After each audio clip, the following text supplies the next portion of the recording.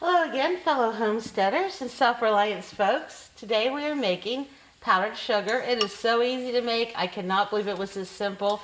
There are several times I ran out or sent somebody out to the store because I thought we had some and we didn't. And had I known years ago how easy it was to make powdered sugar, I've been making my own all along. Now I've dumped in just some simple generic brand granular sugar into the blender already. You can use a blender or a food processor. I actually started this video a few minutes ago and poured it in and was showing you that it is all fine sugar. There are no clumps, and if there are clumps, you need to beat them out or scrunch them out, however you want to say it, first, because the sugar is so lightweight. Sometimes the clumps don't get mixed down into the bottom properly, and when you don't get the granulated sugar and the cornstarch combined well, it can reduce the longevity and mess up the texture a little bit.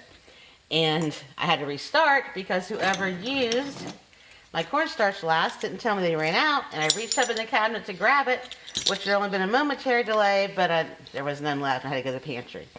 So I'm using just a generic store brand of cornstarch. Now if you're in a pinch and you need to make some powdered sugar, you don't have cornstarch, you can do it that way. I would say it would be something you'd want to use immediately because it will reduce the longevity, and it might be a little bit thinner than what you're used to if you're using it to make an icing or some type of a sweet sauce. Now I'm going to go ahead and give this a little stir just because I don't want my cornstarch to float on the top and not get mixed in as well. Now if you're a homesteader, this is a great way to save some money, do more things yourself. If you're a survivalist homesteader, being able to take some of your sugar stockpiles and making some powdered sugar out of it will be a great morale booster to sprinkle some cinnamon and powdered sugar on whatever dough that you're making or bread to make a sweet treat.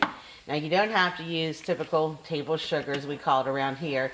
You can use almost any type of sugar you want, even brown sugar. Can't use stevia. I can't figure out a way to do that. There's other types of sugars, beet sugar that you grow, cane sugar, anything like that you can use. And there's a large variety of gluten-free and other types of sugars at the supermarket. So just about anything you can commonly find or grow, you'll be able to turn into powdered sugar. I'm going to start this and I'm going to let you see how it's starting to mix up on blend. Then I'm going to go ahead and stop this video because it takes a good 5 minutes to really get it fluffy and combined, and lift it up in the air and back around the blades, and then stirred like I did just now to make sure everything is combined well.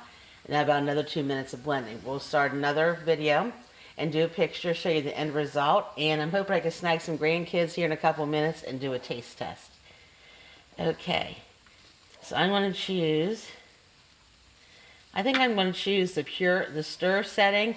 My blender has stir, puree, chop, cream, whip, and extract. I don't want to cream it, so I'm thinking the stir or the whip. I do usually use my food processor because I make this in large amounts to save it now since I've learned how to do it. But that is way up on a tall shelf because we're in the middle of building a new pantry, and a pantry out in the garage besides the house one, and I just cannot get to at the moment. So let's try a whip, and we'll have a little experiment here, and we'll do it. You can watch how it does it for a few seconds, and then we'll be right back. That is how it looks on the whip feature, and it seems to work pretty well. It's drawing the top heavy parts down in, and it's whipping it around. Now we'll try it for a few seconds on stir. Stir is not quite as impressive. It's working in the bottom of it, so that's not bad, but it's not working as well.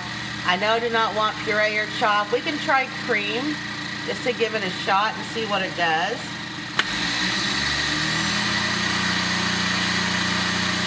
It seems to be functioning just about as the whip did. I'm just really afraid to leave it on cream too long. That might beat it up too much and I won't have any thickness or texture left.